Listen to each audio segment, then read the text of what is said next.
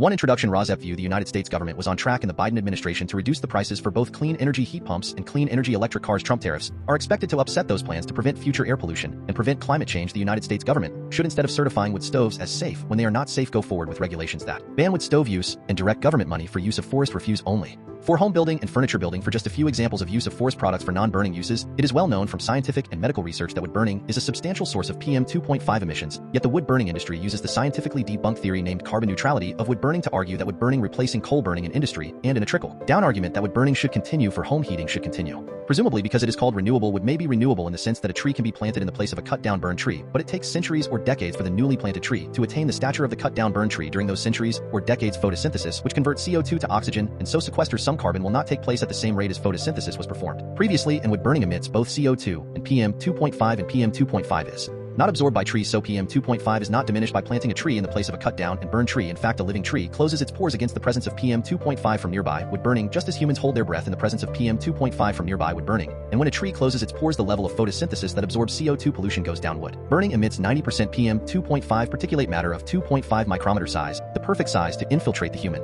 lungs, setting off a cascade of human health problems and early deaths. Contrary to many beliefs, wood burning emits 2.8 times the PM 2.5 as the fossil fuel coal burning, and wood burning emits 450 times the PM 2.5 as the fossil fuel natural gas burning. Replacing coal burning with wood burning creates more air pollution in the form of CO2 and PM 2.5 than coal burning. This emission data comes from testing the cleanest burning wood stove in the United Kingdom, the Eco-Design Wood Stove, and International Convention does not count the emissions from wood burning. The emissions from wood burning are erased from all countries around the world when calculating if each country has met its climate goals. This non-counting or erasure of wood burning emissions data from climate goals does not mean wood burning emissions do not exist. ROSEP view purple air PM 2.5 monitors hanging from the eaves of the house of a near neighbor should be used to measure the level of PM 2.5 in the air hyperlocally in the yards of near neighbors of indoor residential wood burners. If PM 2.5 levels exceed World Health Organization standards of 5 micrograms per cubic meter annually, then that evidence of air pollution from wood burning should lead to the shutdown of that indoor residential wood burning appliance, one appliance at a time if necessary. Hi, my name is Lily. Andrew gave you the intro to Residents Against Wood Smoke Emission Particulates and their concern for air pollution from indoor residential wood burning. Residents Against Wood Smoke Emission Particulates, or ROSEP, would like every near neighbor of an indoor residential wood burner whose wood smoke enters their yards and sickens the near neighbors to have a purple air PM 2.5 monitor hanging from the eaves of their home to measure the level of PM 2.5 entering their yards. That measurement of air pollution should be used as evidence of unnecessary air pollution, and each indoor residential wood burner should be shut down based on that evidence, one indoor residential wood burner at a time if necessary. The presentation by Andrew ended at 2 minutes 5 seconds. The same presentation by Emma starts at 2 minutes 3 seconds before the end of this podcast. So I am Lily, your timekeeper, and you can start the next podcast at 2 minutes 5 seconds in if you would not like to see the presentation by Andrew a second time. This presentation by me, Lily, ends at 5 minutes in. What you will see in the main content of this ROSEP podcast will be news about air pollution from indoor residential wood burning and how that air pollution is being combated by ordinary people just like you who are unfortunately near neighbors of indoor residential wood burners at this time.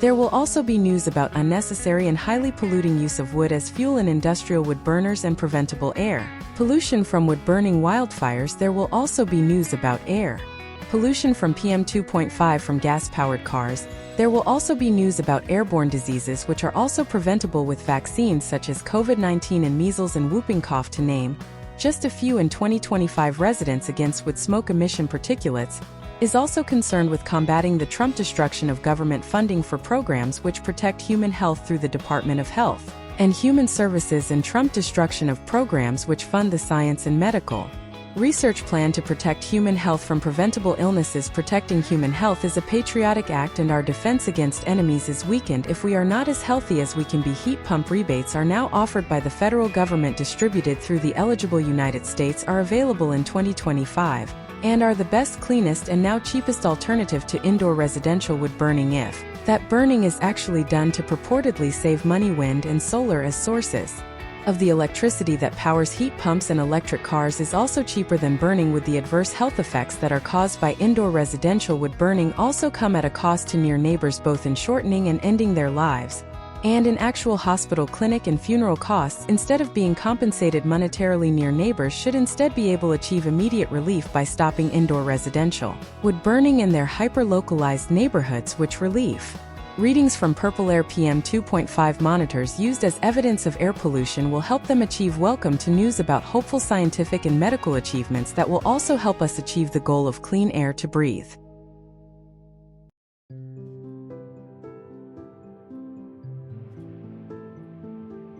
Episode 57 DHWS June 18, 2025 How should public health respond to people doing their own research? Episode 57 DHWS 1 How should we in public health respond to people doing their own research?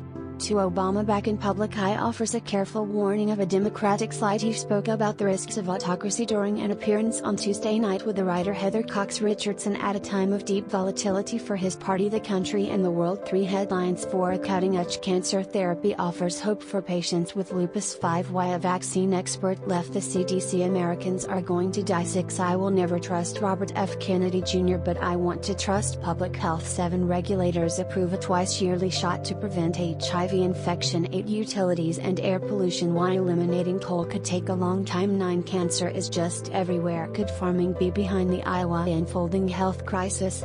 10 Women more worried about economy under Trump than men. Poll finds main content. 1 How should we in public health respond to people doing their own research?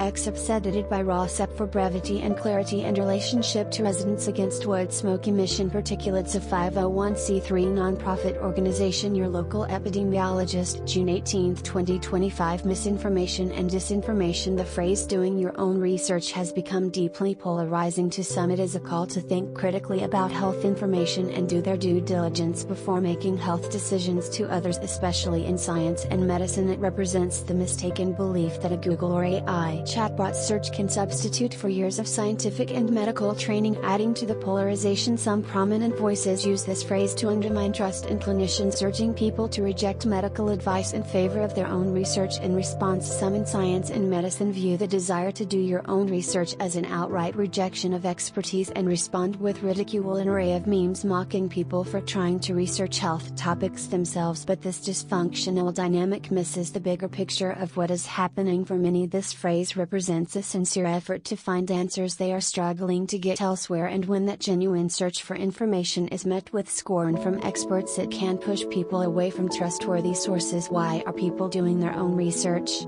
Health information is complicated, confusing, and conflicting. People are often told to take their medical questions to their doctor, but for many this is unrealistic. Over 100 million Americans encounter barriers to accessing primary care, wait for appointments for months, and many find a 15-minute visit is not enough time to answer questions accumulated over a year. So people turn to alternative sources of information: their friends, family, social media, and the internet. To some degree, we are all forced to do our own research and navigate the confusing health information landscape on our own, and it is not easy. 1 Reputable online health information is too complicated. Most reputable sources of online health information, like government and academic websites, are written at a 10th grade to college reading level, far above the recommended 6th grade level, making them hard for many Americans to understand. 2 Experts sometimes give conflicting answers. Trust the experts is not simple when they are not all saying the same thing. This sometimes occurs due to true lack of consensus over emerging data, and other times due to a few loud but incorrect voices sowing confusion. 3 People feel like they have to be their own investigative journalist. Bias, real and perceived, is everywhere, and people feel a responsibility to sort through the information they receive. A recent focus group found that people feel a responsibility to fact-check, source, and synthesize the vast amount of information they encounter, tasks that were traditionally ascribed to journalists. 4 The desire for unfiltered knowledge and autonomy. Many people want raw information they can interpret themselves without it being filtered through values of someone else or bias, so they can apply their own values to their health decisions. Everyone to some degree is doing their own research for health information. We cannot escape it in this information age. For some, the answer is simple: ask your doctor or look on the CDC or university website. For others, the answer is not so simple. They do not trust those institutions. The information is incomplete or difficult to understand. Their doctor did not know or dismissed them for even asking, or they have heard conflicting information from another trusted source and are left unsure who to believe. This has led hundreds of thousands of people to try to find answers on their own. Doing your own research is hard and easy to get wrong. The problem, of course, is that investigating things on your own takes time and skill, and it is easy to get it wrong. Nobody can do all of the work on their own. Ultimately, everyone must rely on the data analysis and summaries of other people. This can sometimes send a well-intentioned beginner on a quest for knowledge that goes sideways. 1 The bubble of a beginner. In early stages of learning, confidence tends to increase faster than skill, meaning people often overestimate their accuracy when they are first learning something new. 2 The quest to do it all on your own can backfire. Epistemic superheroes want to figure out everything on their own and distrust the information of other people, but their task is impossible. Nature is too complex for us to solve by ourselves. When the trust no one mantra inevitably leads to I must decide who to trust, it is easy to gravitate towards other like-minded skeptics. This creates a highly biased information bubble, the exact opposite of the original goal. 3. Assuming unbiased knowledge will contradict consensus. For many, doing their own research began with doubting the consensus view. Challenging consensus is healthy when new data emerges, but assuming real truth always opposes the consensus creates bias, undermining the search for unbiased answers. For avoiding responsibility, some use do your own research to avoid citing sources, encouraging others to do their own research to figure out if it is true. This allows people to spread unverified information while giving the appearance of supporting autonomy and shifts the burden of proof entirely onto the audience. Study comparing confidence versus accuracy of a beginner learning a new diagnostic task, revealing confidence in diagnostic ability rose faster than diagnostic accuracy. Sanchez et al. Journal of Personality and Psychology 2018. How do we stop talking past each other and what should we do instead? In the health landscape of today, doing your own research is unavoidable, but too often it leads to people navigating complex and at times conflicting information without the tools to make sense of it. Rejecting expertise is not helpful. Mocking people for doing their own research is not helpful either. Here is how we can do a better job meeting in the middle. 1. Recognize the value of experience. No generation before has had the information sorting task that we have, and it is hard. Experts play a critical role in helping people navigate the noise. A bias against expertise will derail the quest for unbiased information. 2. Do not demand trust because you are an expert. On the flip side, experts should realize that trust me, I am an expert does not work well anymore. Expertise matters, but building trust is often more about how we treat people than the letters after our names. 3. Offer knowledge. Do not push it for those who want more autonomy in their health decisions. Offering knowledge is helpful, but telling them what to do is not for this audience. It is more helpful to provide information. The benefits of the vaccine outweigh the risks. Here is why. Without telling them how to use it, you need to vaccinate your child. 4. Acknowledge uncertainty in the data. When the data are not straightforward, we must embrace nuance. Acknowledge what we do and do not know instead of giving overly simple answers. 5. Do not gatekeep. Do explain. Telling people not to read research studies because it is too complicated will not stop them, but it will alienate them. Instead, invite people to understand the data. Here is why that study was flawed is a whole lot better than stop trying to read papers you do not understand. Bottom line, in our chaotic health information landscape, many people are being forced to do their own research as they try to sort fact from fiction. While some use this phrase to sow distrust, there are many more who genuinely want a better understanding of health information to make informed decisions. Experts can help rebuild trust by meeting people where they are, partnering with them in their search for answers, and offering tools to help them navigate the chaos. Many find that a 15-minute visit is not nearly enough time to address questions accumulated over a year. On top of that, each separate question you ask can result in additional charges, since insurance may bill separately for each concern raised. This creates a system that actively and I believe purposely discourages open conversation. The idea that you can just ask your doctor is not only outdated and disingenuous, it is often a reflection of privilege. At worst, it is deeply dismissive of the realities many people face, and the truth is, unless we are also willing to tackle the deeper issue of healthcare access, much of the rest is an exercise in futility. Those hit hardest by the system already know this deep in their bones. They have lost loved ones because of it, they are suffering because of it, and they can tell without question when people talking about solutions have no idea what it actually means to live this every day. Edited to add, during the pandemic I worked for a unnamed company that brought in a doctor who happened to be the personal physician of a CEO to speak to all U.S. employees. He ran a concierge medicine practice and repeatedly referenced access to care that none of us had. Much of his advice was not only irrelevant but frankly offensive. It is hard to overstate how discouraging and infuriating it is to hear people weigh in on our medical care when they have either never had to navigate the system we do, or it has been so long it may as well have never happened. This disconnect is exactly what fuels the maddening divide between the haves and the have-nots. to Obama back in public eye offers a careful warning of a Democratic slide. He spoke about the risks of autocracy during an appearance on Tuesday night with the writer Heather Cox Richardson at a time of deep volatility for his party, the country, and the world. Rossep viewed this Obama interview happened on June 17, 2025, not next week as reported in Error yesterday, June 17, 2025. In this podcast, excerpts edited by Rossep for brevity and clarity in relationship to Residents Against Wood Smoke Emission Particulates, a 501c3 nonprofit organization. The New York Times, June 17, 2025. Former President Barack Obama warned on Tuesday night that the country was dangerously close to allowing its government officials to act in a way consistent with autocracies, offering a veiled rebuke of the Trump administration that was delivered with trademark caution. Appearing before a civic group in Hartford, Conn, during a tumultuous stretch for the country both at home and abroad, Obama offered a winding explanation about the dangers facing American democracy. He pointed to an erosion of traditional values like the rule of law and independent judiciary, the freedom of the press, and the right to protest. If you follow regularly what is said by those who are in charge of the federal government right now, there is a weak commitment to what we understood, and not just my generation, at least since World War II, our understanding of how a liberal democracy is supposed to work, he said during a discussion with Heather Cox Richardson, a popular anti-Trump writer and historian. Democracy, Obama said, requires government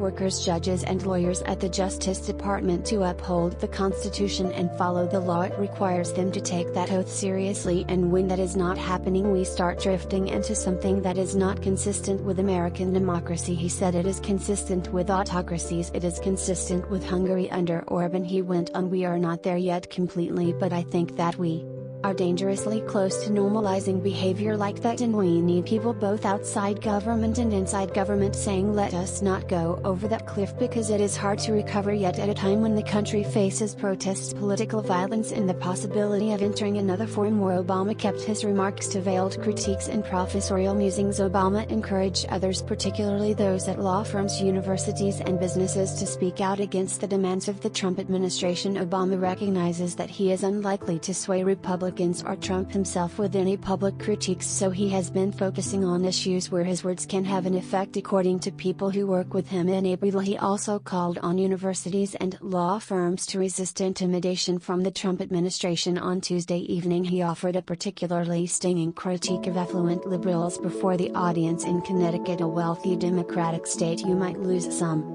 of your donors if you are a university, and if you are a law firm, your billings might drop a little bit, which means you cannot remodel the kitchen in your house in the Hamptons this summer. Obama has made clear that he does not intend to become a leader of the opposition. Audio and video recordings of his remarks on Tuesday night were forbidden, hampering their widespread transmission. His remarks on Tuesday, which wound through the use of the internet in his early campaigns to a brief history of globalization over the past half-century, amounted to a call to restore democracy by resuscitating core values of the past. Obama lamented the loss of common ground, trust, and even basic facts. Woven into his comments was a critique of Trump and the Republican Party, though he never mentioned his successor by name. Behind the scenes, Obama maintains an open door to Democratic elected officials. He frequently offers advice to congressional leaders, governors, members of Congress, and potential candidates who contact him for advice. Next month, he will headline a fundraiser for the Democratic National Committee at the home of Governor Phil Murphy of New Jersey, at a time when the approval ratings of his party are at historical lows. Obama remains the most popular living Democrat. Before his appearance on Tuesday, attendees posed before a backdrop with signs reading "Yes, we still can" and "Hartford still has hope," but his influence is not what it once was. His positions on policing, healthcare, immigration, and trade were publicly rebuked by progressive Democrats during their contentious 2020 presidential primary race. Several of his former strategists, including, played key roles in the losing campaign of the Democratic Party last year. Many Democrats looked dimly on a campaign appearance last year for Kamala Harris, then the vice president, where Obama admonished some black men who he said were not feeling the idea of having a woman as president. Trump ended up nearly doubling his share of the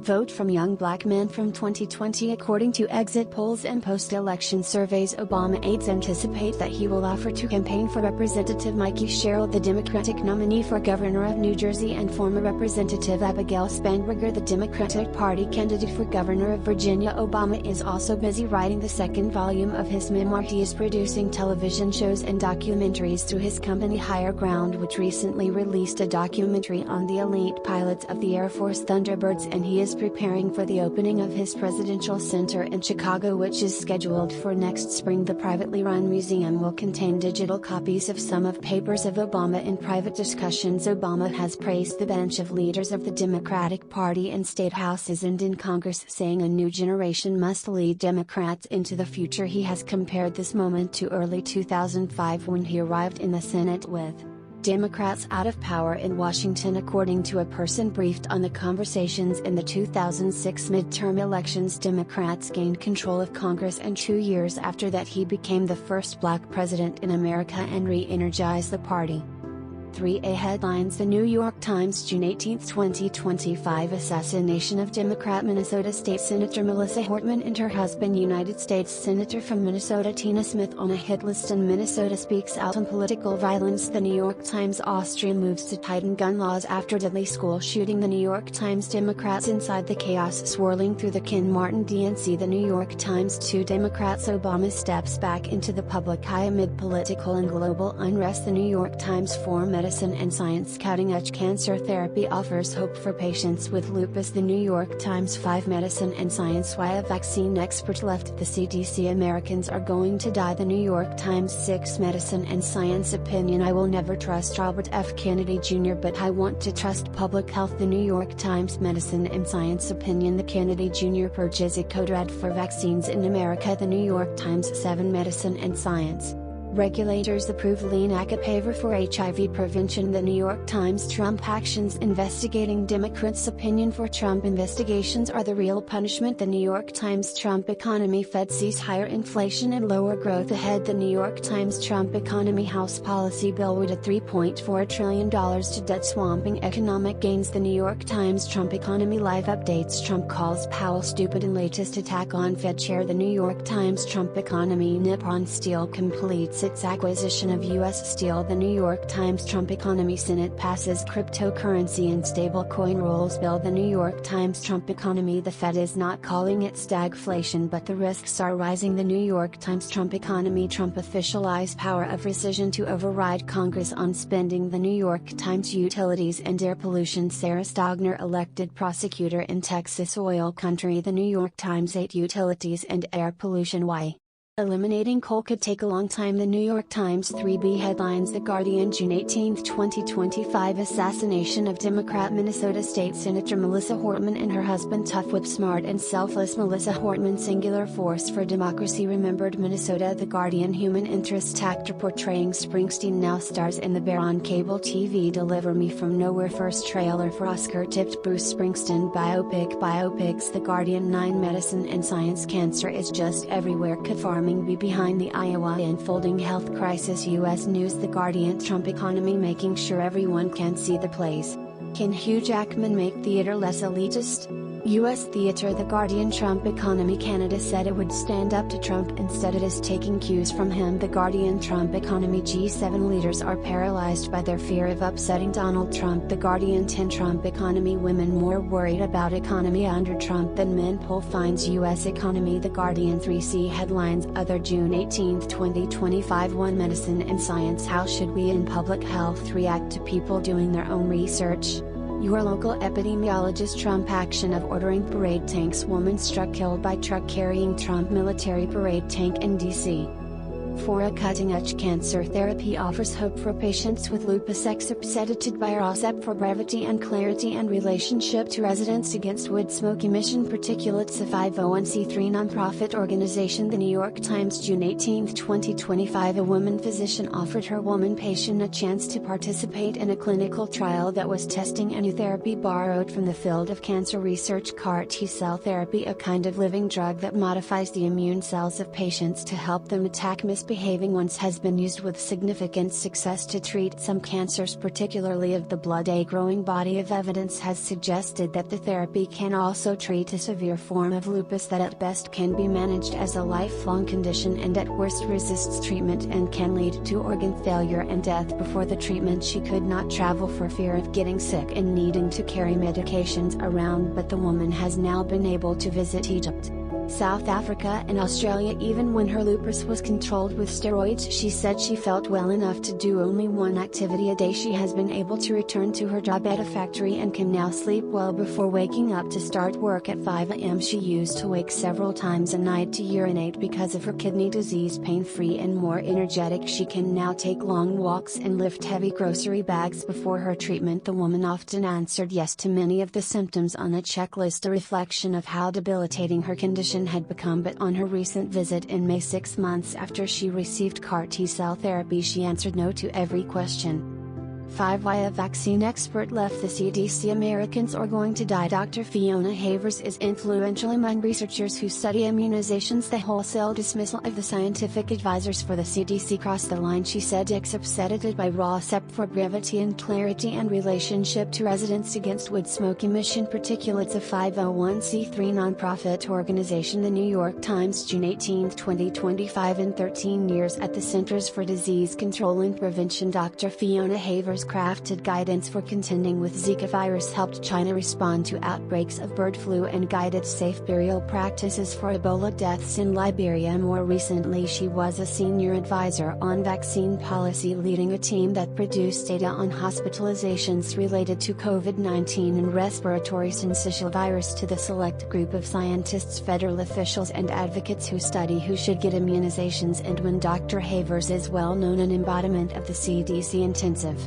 data gathering operations of the CDC. On Monday, Dr. Havers resigned, saying she could no longer continue, while the Health Secretary Robert F. Kennedy Jr. dismantled the careful processes that help formulate vaccination standards in the United States. If it is not stopped and some of this is not reversed, like immediately, a lot of Americans are going to die as a result of vaccine preventable diseases, she said in an interview with The First. Since her resignation, Dr. Havers, 49, cited an escalating series of attacks on federal vaccine policy by Kennedy. When Kennedy was named to lead the Department of Health and Human Services, Dr. Havers had expected to see some changes to vaccine policy. Thousands of her colleagues at the agency were fired. She held out hope even after the Kennedy Jr. recent decision to restrict COVID shots for children and pregnant women because parents could still get healthy children vaccinated in consultation with a doctor. But the dismissal of the entire Vaccine Advisory Committee was too much to bear. Dr. Havers said, "I have utmost respect for my colleagues at CDC who stay and continue to try and limit the damage from the inside." She said, "What happened last week was the last straw for me."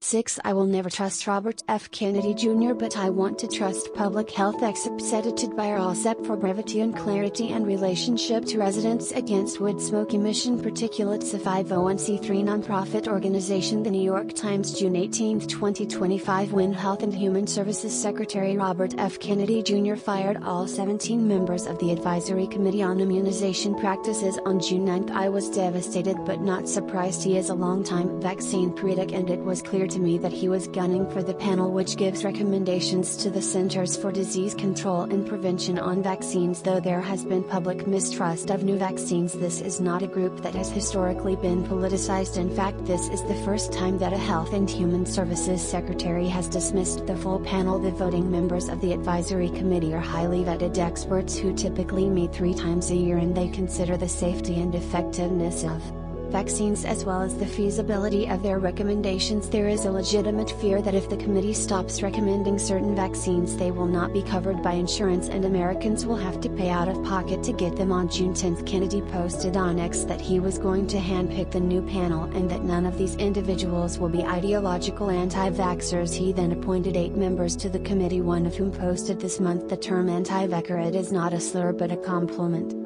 7. Regulators approve a twice-yearly shot to prevent HIV infection. The drug could change the course of the AIDS epidemic, but the Trump administration has gutted the programs that might have paid for it in low-income countries. Accepted by RASEP for brevity and clarity and relationship to residents against wood smoke emission particulates. A 501c3 nonprofit organization. The New York Times, June 18, 2025. The Food and Drug Administration on Wednesday approved a twice-yearly injection that provided a near-perfect shield against against HIV infection in clinical trials. The approval is among the most anticipated developments in the prevention of HIV, but it arrives during deep cuts to global health programs that were expected to purchase and distribute the drug in low-income countries. To what extent the drug called lenacapavir can now be rolled out is uncertain. We are on the precipice of now being able to deliver the greatest prevention option we have had in 44 years of this epidemic, said Mitchell Warren, executive director of the International HIV Prevention Organization of UTS, and it is as if that opportunity is being snatched out of our hands by the policies of the last 5 months, he said. With much less money available, governments abroad may instead choose to prioritize treatment of the infected. We were so excited about the possibilities, said Dr. Linda Gale Becker, who led a clinical trial of the drug. I do not think any of us envisaged this year going quite the way it has. Lenacapavir, made by Gilead Sciences and to be marketed as Yes2Go, is the second long-acting option for HIV prevention. An alternative Cabot-Gover brand name Apretude is a shot given every 2 months and is made by Viv Healthcare. The GSK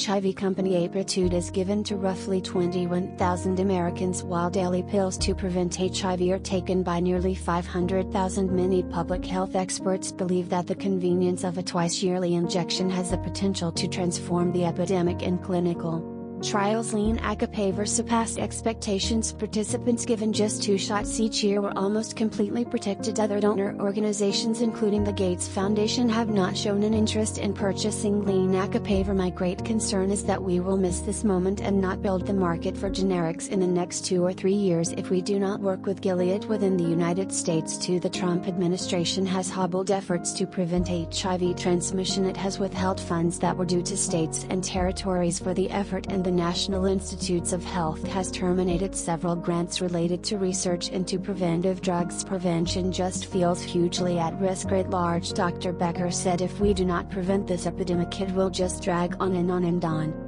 8. Why eliminating coal could take a long time. Except edited by ROSEP for brevity and clarity and relationship to residents against wood smoke emission particulates. A 501c3 nonprofit organization. The New York Times, June 18, 2025. Coal use has been declining for decades, but ending the use of the fuel is not going to be easy, even in a place like California, which has ambitious climate change goals. In the high desert just south of Death Valley, the hottest place on Earth, 2 small coal plants have been running for 50 years. They provide heat and power to Searles Valley Minerals, a mining and processing plant in Trona, California that churns out raw materials used in wind turbine blades, solar panels, pesticides and other products. One of the 2 plants will shut down within the next 2 years and be replaced with a type of solar thermal energy system that has been little used in the United States, but the other plant could stick around for many years and be used at a reduced rate because the mining company needs a power source that can run all day and generate heat to run the steam-driven equipment of the operation. One of the best-known concentrated solar power facilities operates in the Mojave Desert and is scheduled to close next year, largely because its electricity is too expensive to compete with cheaper solar panel systems. Solar thermal technology is not suited for many places, Malchanov said, but it works well in arid and hot climates like those in Southern California, Arizona, Nevada, Chile, parts of Africa, Australia, the Middle East and parts of Spain and Portugal. Concentrated solar power works particularly well for certain industrial purposes in high heat locations like Searles Valley that have few other options. It is not like you can say let us move the mine, he said. It might take a decade or 2 to eliminate the last coal unit of the company, but Searles will need to find a substitute because of the long-running decline of coal. We just think coal is going to be a problem. We are going to have a hard time sourcing it. We need to be ready to pivot. 9. Cancer is just everywhere. Could farming be behind the Iowa unfolding health crisis?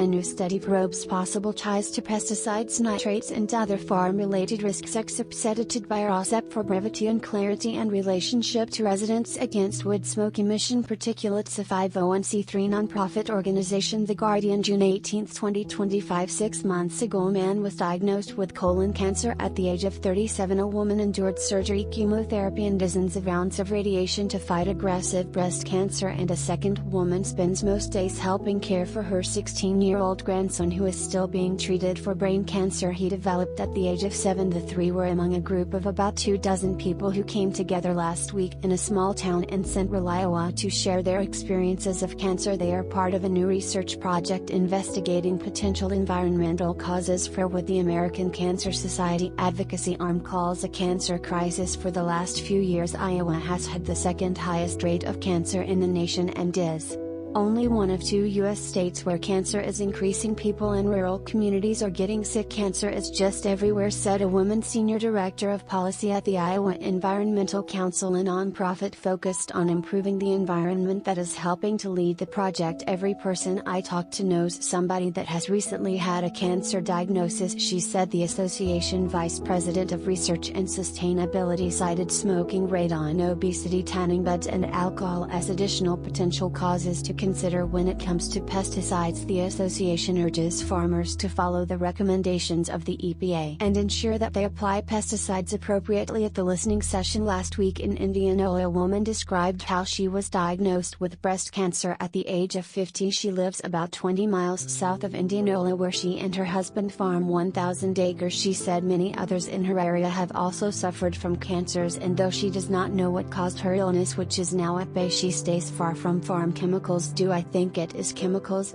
Do I worry about the water? She asked rhetorically. I do. Richard Deming, a cancer doctor in Iowa for 36 years, feels more independent research to help cut the cancer rates. It is not trying to throw any industry under the bus. If you can prevent cancers, you can make a bigger difference than treating each cancer that comes into your office. 10 women more worried about economy under Trump than men. Poll finds. Exclusive poll shows 62% of women and 47% of men across political spectrum say economy and inflation getting worse. Excerpts edited by Rossep for brevity and clarity. And relationship to Residents Against Wood Smoke Emission Particulates, a 501c3 nonprofit organization. The Guardian, June 18, 2025. Women across the political spectrum are more concerned about the state of the U.S. economy and inflation under Donald Trump than men are, according to a new exclusive poll for The Guardian. More Democrats than Republicans are now concerned about the economy following the Trump return to power, but pessimism was higher for women even among Republicans and independents, according to a new Harris poll. Overall, 62% of women and 47% of men said that the economy and inflation is getting worse, a gap of 15 percentage points. The gender gap crossed party lines, with both Democratic and Republican women expressing greater concerns about the economy than men did. Here is what everyone missed. Women are not being pessimistic about the economy,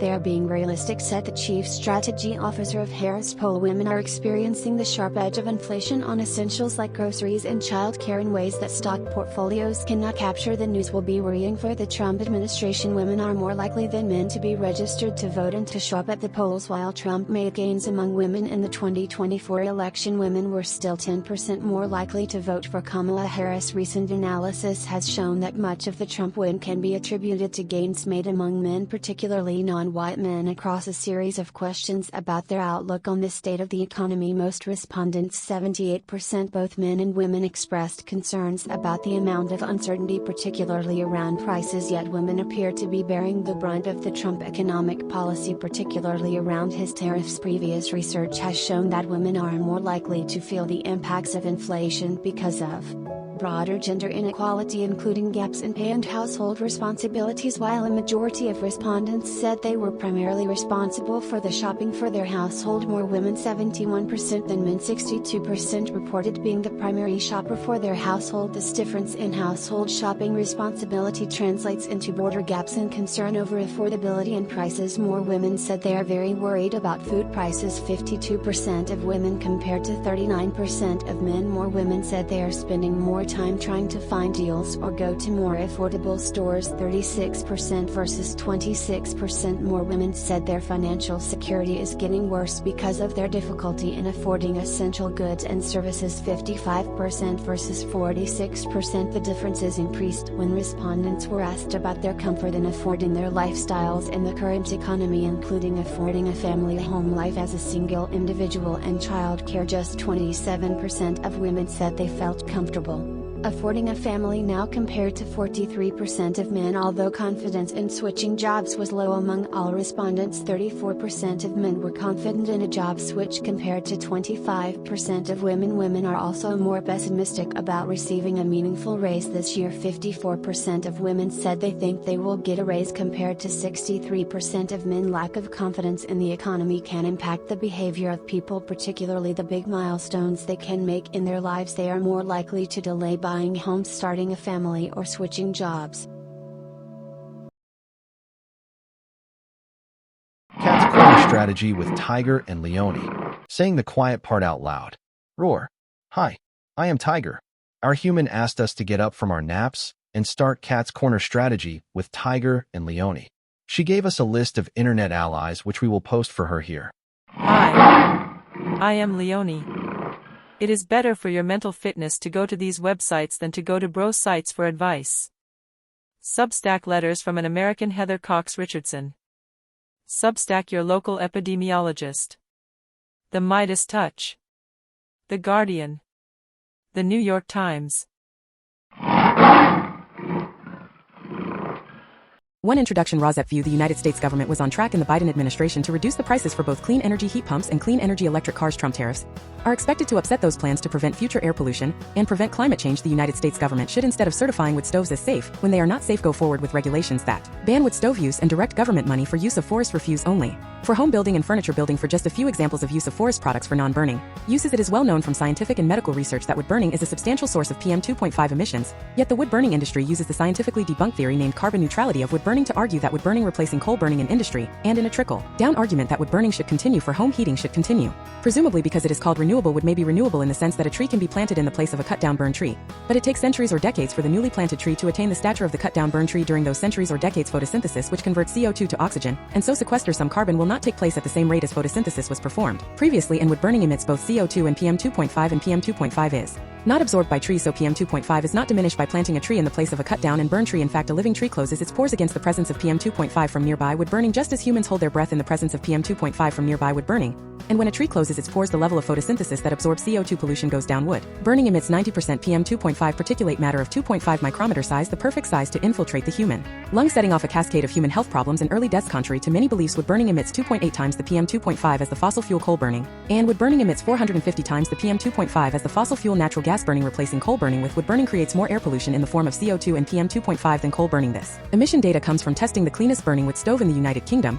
The Eco-Design Wood Stove and International Convention does not count the emissions from wood burning. The emissions from wood burning are erased from all countries around the world when calculating if each country has met its climate goals. This non-counting or erasure of wood burning emissions data from climate goals does not mean wood burning emissions do not exist. Rosette view. Purple air. PM 2.5 monitors hanging from the eaves of the house of a near neighbor should be used to measure the level of PM 2.5 in the air hyperlocally in the yards of near neighbors of indoor residential wood burners. If PM 2.5 levels exceed World Health Organization standards of 5 micrograms per cubic meter annually, then that evidence of air pollution from wood burning should lead to the shutdown of that indoor residential wood burning appliance, one appliance at a time if necessary.